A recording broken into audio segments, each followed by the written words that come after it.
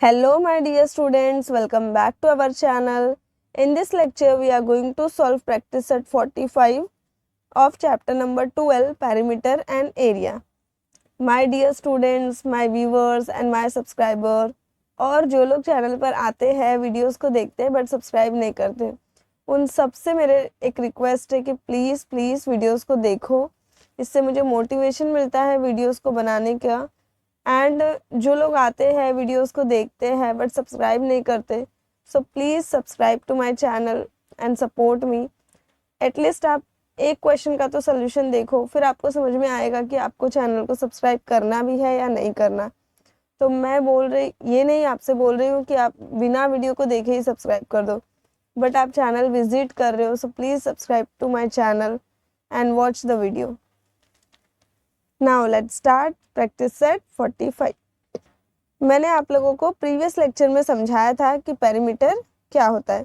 Perimeter का मतलब होता है sum of the length of all sides of the close figure. Rectangle में कितने साइड्स होते हैं? 4 साइड्स होते हैं, तो 4 साइड्स का सम कर देंगे, सम मतलब एडिशन कर देंगे, तो जो भी आंसर आएगा वो क्या होगा? पेरीमीटर होगा। देन स्क्वायर में भी 4 साइड्स होते हैं, तो चारों साइड्स को ऐड कर दो, पेरीमीटर मिल जाएगा। ट्राइंगल के 3 साइड्स होते हैं, तीनों को ऐड कर दो, पेरीमीटर मिल जाएगा। तो पेरीमीटर मैं ऑलरेडी आपको प्रीवियस लेक्चर में समझा चुकी हूँ। एरिया का मतलब क्या होता है? एरिया का डेफिनेशन है बच्चों, the space occupied by 2 dimensional object. जैसे कि रेक्टेंगल क्या है? 2D ऑब्जेक्ट है, तो इस रेक्टेंगल ने जितना भी ये स्पेस ऑक्यूपाइड किया है, मैंने यहाँ पे देखो शेड कर दिया है, जितना भी स्पेस को ऑक्यूपाई किया है ये पूरा क्या है? इसका एरिया है। वैसे मैं यहाँ पे ट्राइंगल बना रही हूँ, ट्राइंगल भी 2 डायमेंशनल होता है। यहाँ पे इस ट्राइंगल ने जितना भी स्पेस ऑक्यूपाइड किया है ये सब क्या है? यहाँ पे ये इसका एरिया है, ठीक है। तो ये भी क्या है? एरिया। तो एरिया का डेफिनेशन है the space occupied by 2 dimensional object. वैसे ही सर्कल भी क्या है? सर्कल भी एक 2 डायमेंशनल ऑब्जेक्ट है।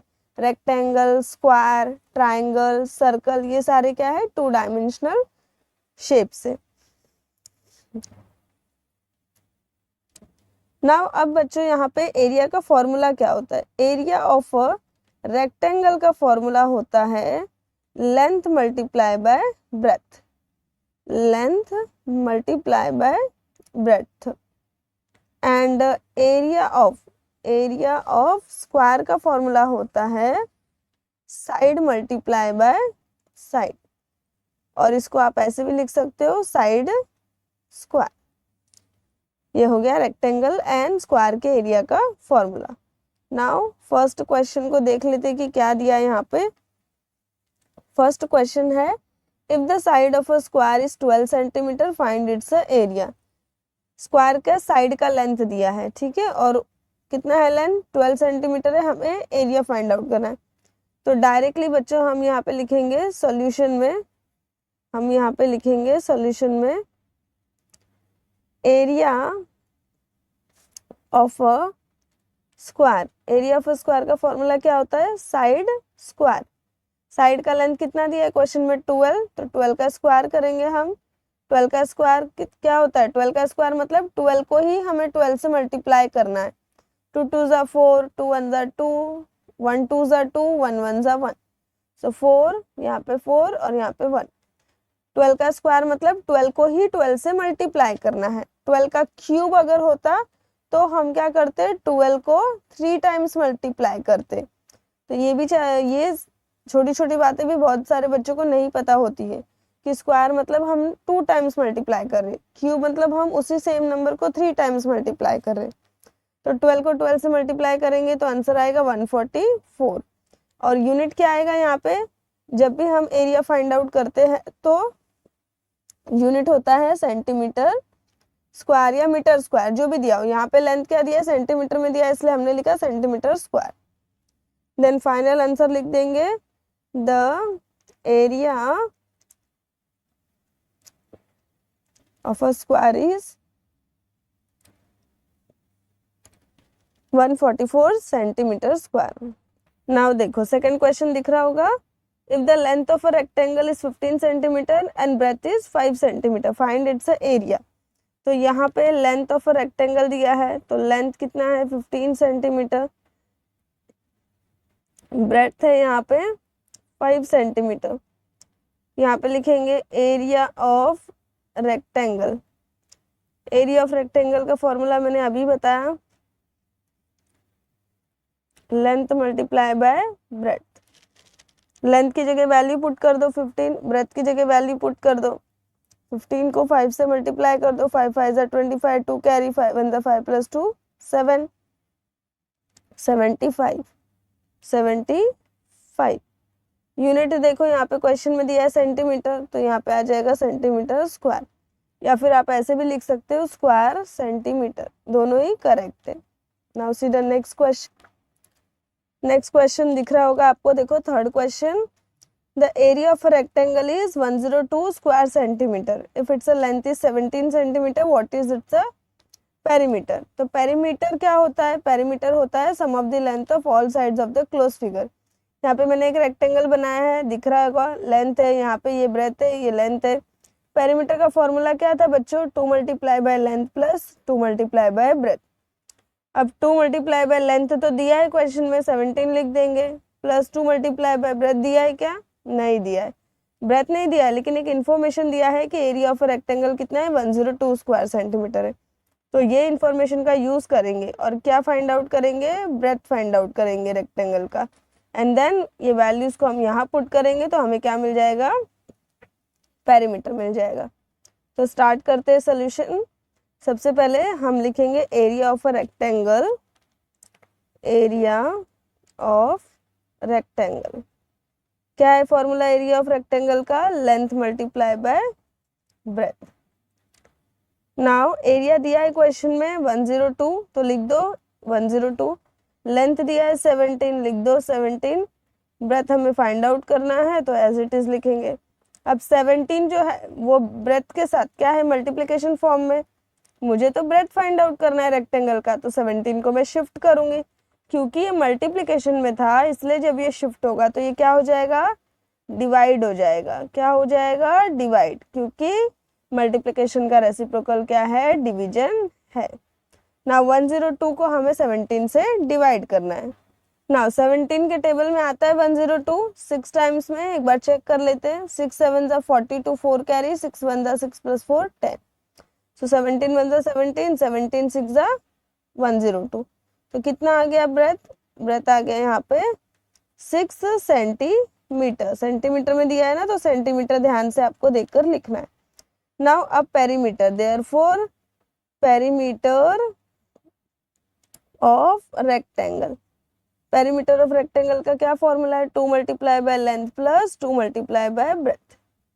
2 एज इट इज, लेंथ कितना है 17, 2 मल्टीप्लाई बाय ब्रेथ कितना है 6, 17 टू जा होता है 34, इक्वालिटी का साइन अच्छे से बनाना है, 34 2 6 टू जा 12, ऐड करो 4 प्लस 2 6, 3 प्लस 1 4, 46 सेंटीमीटर। तो लिखोगे फाइनल आंसर यहाँ पे,